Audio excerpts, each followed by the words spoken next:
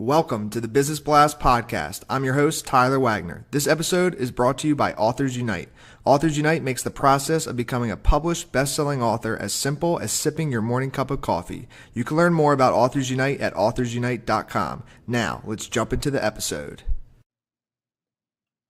All right, everyone. Welcome back to the Business Blast podcast. I'm your host, Tyler Wagner. Today I have Kahren Oxner with us. She's a top producing loan officer / branch manager with Academy Mortgage. She's coming to you from Portland, Oregon. Karen's held various roles in the mortgage industry over the last 18 years. So welcome to the show, Kahren. Hi, Tyler. Thanks so much. I'm really happy to be here. I appreciate it. Of course. We'll dive right in. The first question that I have for you is, what's the best story from your life that has an underlying valuable message? The best story from my life?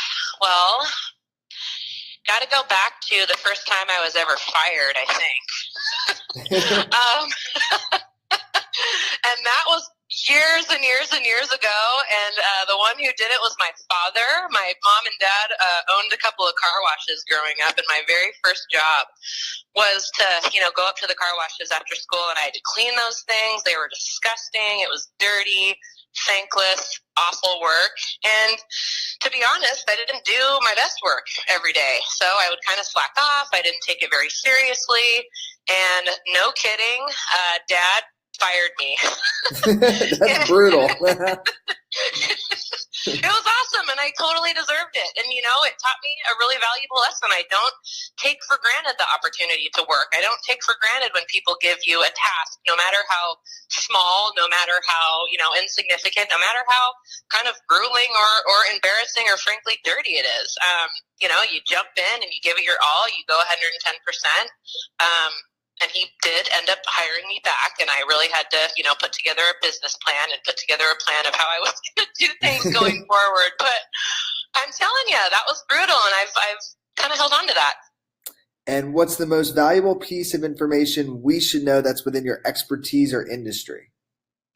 Wow, that's a big one. So as many of your listeners probably know, the mortgage industry has just gone through a lot over the last, several years. And I've been in it for just about 18 years now. So I've seen tons of cycles and tons of shifts. And I definitely feel some big shifts coming again, kind of moving forward. I think we're going to see a lot over the next 6 to 12 months in my industry specifically. But, honestly, I think the biggest, thing to really know about my industry is you get what you pay for. Cheaper in these terms is really almost never better. I always encourage people, whether it's getting pre-approved with me or someone on my team, shop local and work with a pro and talk to other people and really interview your loan officer and really get that feeling of the entire process and make sure that they're thorough. Do the hard work up front. We try very hard as an industry to have transparency, but there are still situations that are really negatively impactful to people. So I really encourage people to shop local and work with a pro. And what's your best piece of overall business advice? So not necessarily like industry specific. Mm-hmm. I think we all get so busy and life can be, really chaotic. And unfortunately, when that starts to occur, people start skipping really important steps that kind of, in their process that really got them to a successful place. So anytime I'm feeling that within my own team or within my own business, try to, get back to the basics, if that makes sense.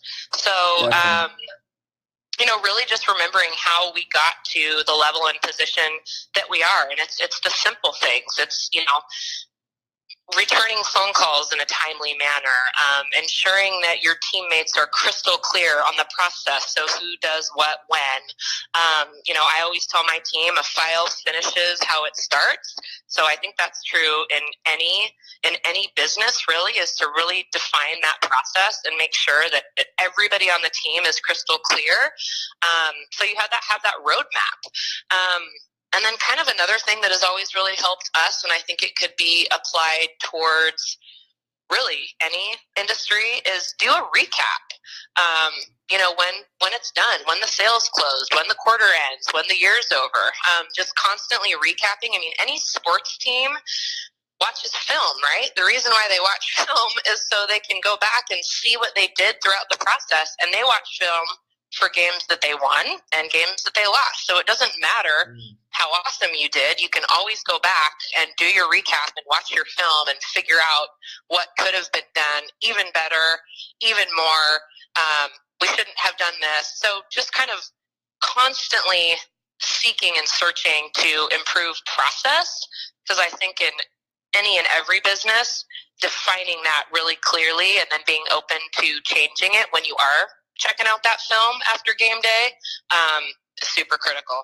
Yeah, I couldn't agree more. Just to chime in there with, because I work with a lot of business owners with like their books and growing their business online. And one of the biggest things that I see is that when people start to make like their first, let's just say like 6 figures or so with like online marketing, a lot of times what tends to happen is they try to fix all of their future problems with money. So they'll just like throw, money at Facebook ads and be like, that'll grow our revenue. But they forget the basics that got them to the 6 figures in the first place.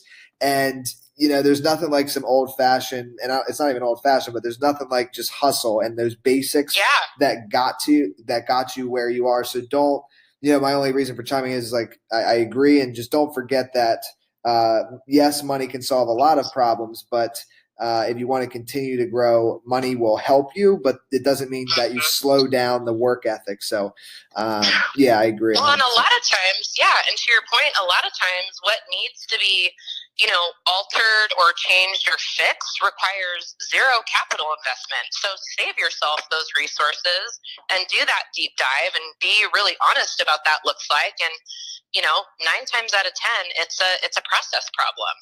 And people just don't have clarity around that piece. And then all of a sudden you lose sight of just exactly what you said. How did we get here? Why are we not willing to do the things today? I'll go clean the car wash if I need to. You know what I mean? Exactly. So if you could give your younger self one piece of advice, what would it be? That's awesome.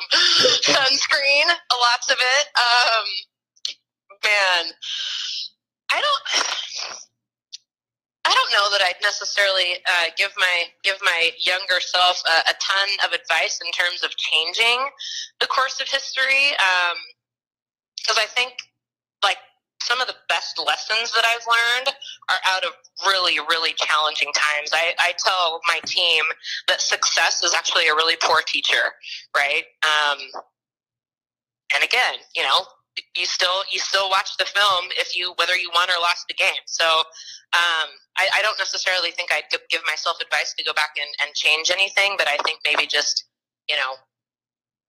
knowing that I have the confidence and hey, sister, you're going to be awesome. Just wait 10 years and you'll see. Definitely. And I really like that answer. Then in addition, sunscreen is also very important. And sunscreen. And then going down a slightly like different path is, in your opinion, what's the key to happiness? Oh man, I'd say focus forward. I actually there's this really cool picture that we have in our office, and it's the picture of Michael Phelps winning an Olympic medal, and the guy that he was swimming right next to had been kind of leading the race, and literally the picture is of the competitor, and I don't even remember his name, looking over to see where Phelps was, and because he took that second to look over and check out the competition and just instead of focusing right ahead of exactly where he was going, he lost. So focus forward. It doesn't matter what everybody around you is doing. It matters what you're doing. And I also, Facebook and social media and online, Instagram and all this, you're constantly comparing your real life and everything that you know and that you struggle with and that you're insecure about and that you have challenges with to everyone else's highlight reel. You know what I mean? And it's just Yeah. not reality. And so I think just not focusing on what other people are doing, not focusing on, you know, not focusing on your competition and just focusing straight ahead and being crystal clear about your why, that relieves a heck of a lot of stress and a heck of a lot of, barrier to happiness. So yeah, focus forward, be happy.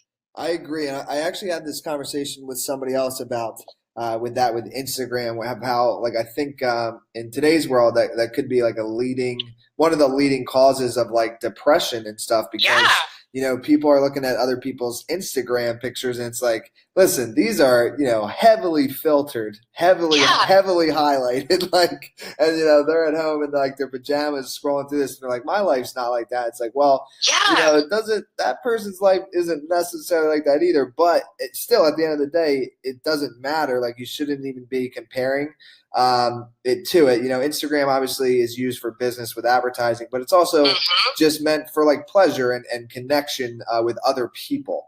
But to actually, and inevitably you do somewhat, like subconsciously, I feel like compare, but you can't let it get out of hand. So I think that's an important point that you made. Well, and you can't let it steal your happiness. You just can't. Because at the end of the day, that has no bearing on, what you should be focusing on and what you should be, what you should be looking at and looking forward. So focus forward. Don't worry about other people. Don't compare. And what's the best book you've read, and what was the number one thing you learned from it? Oh man, this is a tough one for me. So I love to read. But I'm famous for ordering every book that I hear about online, and I've got a library of books that I've probably read about half of them, and then kind of move on to the next one. But an author that I love, and somebody that I've read and own all of his books, I'm a huge Tim Ferriss fan. I think he's brilliant. Love his work. Love everything he's done. The first book of his that I read was The 4-Hour Week, and I really love that for business owners and professionally minded people, entrepreneurs. I thought that was really, really interesting. And then the other one that I liked, because I also listen to his podcast, is Tools of Titans. And it's kind of like taking best practices from all these people, that have found success in their, respective industries. And, just, you don't have to recreate the wheel. It's like plugging into a system that works, or a process that works, or a morning routine that works. Best practices just for success, happiness, fulfillment, growth in life, both personally and professionally, is something that I'm really interested in. So I think Tim Ferriss was awesome. I'm a huge fan of Tim too. 4-Hour Work Week changed my life. So also a huge fan. And what's your favorite quote and why? My favorite quote and why? Got a couple of them. Probably the one that has helped me most professionally is the most expensive thing you will ever own is a closed mind. I like that. And did you have any others, or is that the one you'd like to share? That's the one I'd like to share. I mean, the other one that I like is it's better to have loved and lost than to never have loved at all, but I think that's a different podcast. Well, thank you so much for coming on. The last question that I have for you is, where is the best place for people to find you online? Awesome. That's a great question. I've got a website, so you can visit me at www.karenoxner.com. So KAHRENOXNER.com. You can reach me at Facebook, or if you would like to email me, my email address is karen.oxner@academymortgage.com. Love to hear from you. Perfect. Thanks again for coming on, Kahren. We appreciate it. Hey, no worries, Tyler. Have a great day. I appreciate it. Thanks again.